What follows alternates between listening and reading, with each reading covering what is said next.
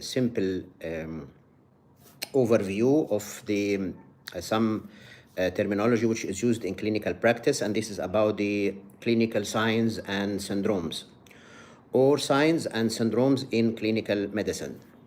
Let us start with the clinical syndrome, or the definition of a clinical syndrome. Previously, I have already discussed, I think, in one of my presentations in my YouTube TV channel, also in the year 2022, about the difference between a syndrome, a disease, a condition, a disorder. This commonly used terminology in clinical practice, and I mentioned that there is difference from the formal point of view between these clinical terms: the syndrome, the disease, the condition, the disorder. There are differences between them formally, although they are commonly, or in many conditions, they are used synonymously, or they are used interchangeably, referring to the same thing. But this is not, in fact, correct. Because there is a difference in definition between them. Especially, the commonest terms used are the medical disease and the medical syndrome. Syndrome is a disease, as we all know. It is a group of clinical symptoms and signs due to a single etiology and with one single clinical picture and one pathobiology or pathophysiology. This is a disease, but syndrome is different. Syndrome is a constellation of symptoms and signs which occur together, and they happen to present simultaneously or sequentially in time. That is, they present at the same time in some cases, and then they, in other cases, they might present sequential in time. That is, they don't present at the same time, but with the progress of time, different symptoms and signs appear. So it is with simultaneous presentation or sequential presentation, that is developing in sequence and not presenting together at the same time. But they, in general, during the natural history of the disease, they characterize a specific medical condition. And the etiology in the syndrome is usually uncertain, or it is variable, or it might be multiple in its mechanisms or in its etiopathogenesis, and there is usually multiple or variable pathobiological mechanisms in the syndrome. That is, there is no one mechanism in the syndrome. In the disease, there is one mechanism, but in the syndrome, there is different mechanisms of the medical condition, of this medical condition. So it is variable. There is variable pathobiological mechanisms. There is variable clinical presentation. They don't present the same in the different individuals. They have different presentations, although overall, in the whole natural history of the disease, they will occur in the different individuals, but the mode of presentation and the time interval between the symptoms and signs, they are variable, or they differ between different individuals having the same syndrome. So this is the definition of the clinical syndrome, constellation of clinical symptoms and signs that occur together, and they might present simultaneously or sequential in time, and they have different or variable etiology, uncertain etiology, maybe multiple mechanisms, variable mechanisms, and variable pathobiology, and usually multiple pathobiology, and they have different clinical presentations with more or less different clinical course. So this is the definition of clinical syndrome. And we should not confuse it or use it interchangeably or synonymously with a disease. There is a difference, as I mentioned. So here, this is the clinical syndrome. And the syndromes, they are usually classified according to the possible etiology or the probable etiology into genetic and acquired clinical syndromes. And most of the genetic clinical syndromes, they are famous, although they are rare in instance and prevalence in clinical practice. The genetic clinical syndromes or the hereditary syndromes, and they might be due to genetic dysfunction or mutations, autosomal recessive, autosomal dominant, X-linked, or due to single gene mutation or multiple gene mutations. So they have different genetic backgrounds, the genetic clinical syndromes. Like the most common, of course, forms of these genetic clinical syndromes, we have the trisomy syndromes, the trisomy 21, which is called the Down syndrome, the trisomy 18, which is Edwards syndrome, and the trisomy 13, which is Pateau syndrome. These are the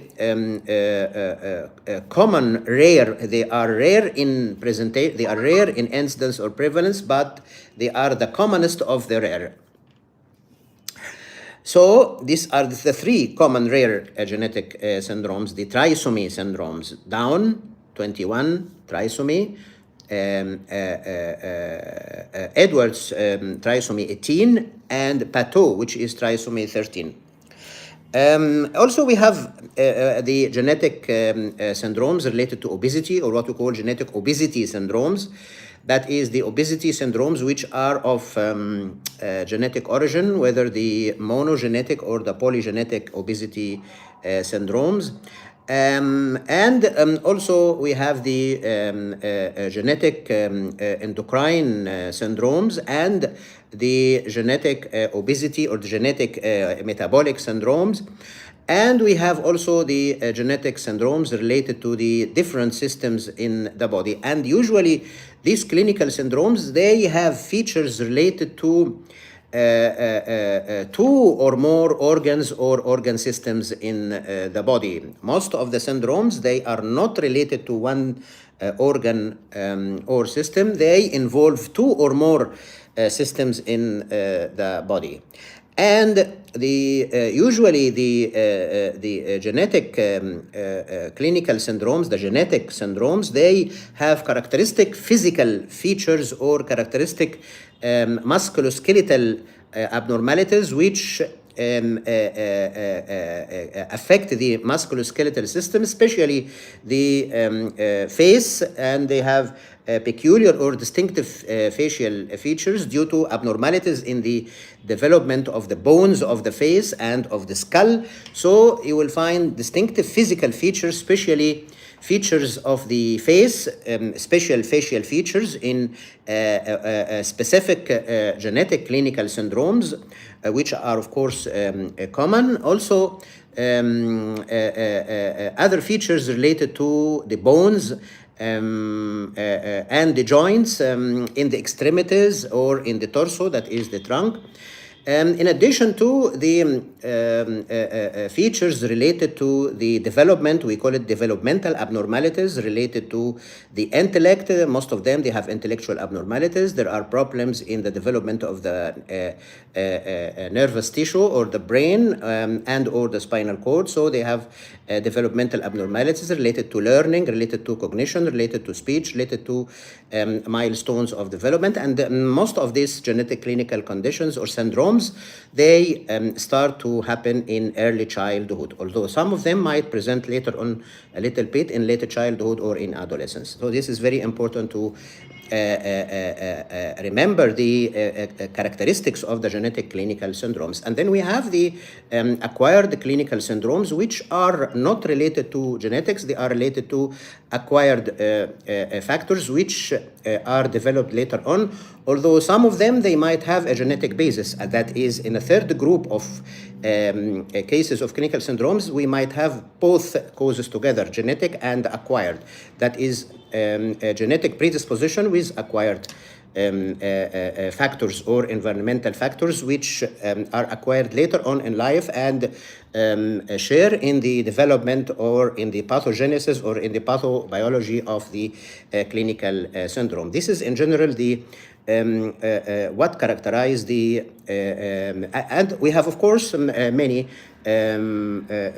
acquired syndromes, like the metabolic syndrome, for example, which is related to insulin resistance and also to obesity, and they are associated with or is associated with or includes abnormalities of blood sugar, that's hyperglycemia, hypertriglyceridemia, hyperuricemia, hypertension, obesity, in addition to other problems. Also, we have the epileptic syndromes. We have the diabetes mellitus is considered as a syndrome now because of its different presentations and its different pathobiologic mechanisms and its variable clinical course between individuals. So diabetes mellitus is considered as a syndrome rather than a disease.